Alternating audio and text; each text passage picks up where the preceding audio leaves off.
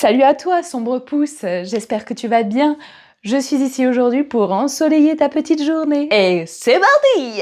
Allez, trêve de plaisanterie, moi c'est Lo, je suis originaire du nord de la France, mais j'y suis pas restée bien longtemps, car je suis partie vivre à Grenoble après le bac. J'y ai commencé des études et tout le tatouin, puis j'ai commencé à travailler. Par la suite, je suis retournée en école, et je me suis ensuite retrouvée sur Marseille pour y vivre. À ce moment-là, mon étamine et moi nous sommes mis ensemble, et nos projets ont fait que j'ai pris la décision de démissionner pour pouvoir réaliser nos fameux projets. Le premier étant de partir à l'étranger. Nous sommes donc partis avant la réception de nos visas. Soi-disant, ils étaient rapides à arriver, donc nous avons anticipé. Nous nous sommes rapprochés et donc nous sommes restés 1 mois et demi à Bali, le temps d'attente, ainsi que 2 semaines au Japon. N'ayant toujours aucune nouvelle de nos visas, nous avons pris la décision de retourner en France, car on va pas se mentir, la vie sans thune, c'est un peu compliqué quand même.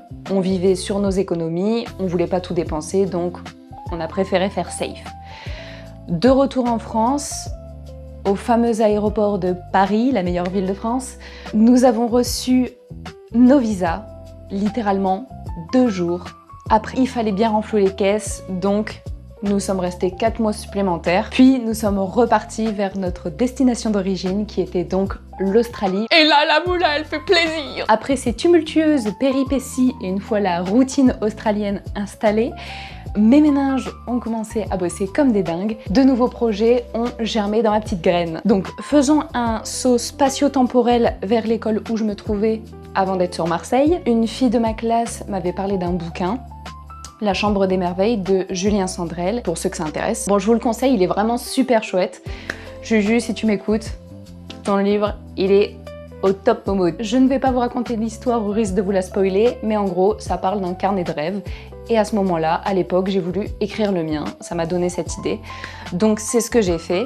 Et de retour en Australie, arrivé ici, j'ai repris ce bouquin, et là, j'ai eu une révélation. J'ai eu l'idée, vous l'aurez compris, de réaliser ces rêves, et je veux que nous les vivions ensemble. Bien sûr, ils ne sont pas encore tous écrits, je continue à alimenter ce carnet, et d'ailleurs, je vous conseille de faire de même. Donc je vous attends mercredi prochain pour faire notre premier débrief. Ce qui nous attend, mes petits sprouts, c'est du lourd. Alors, au stylo.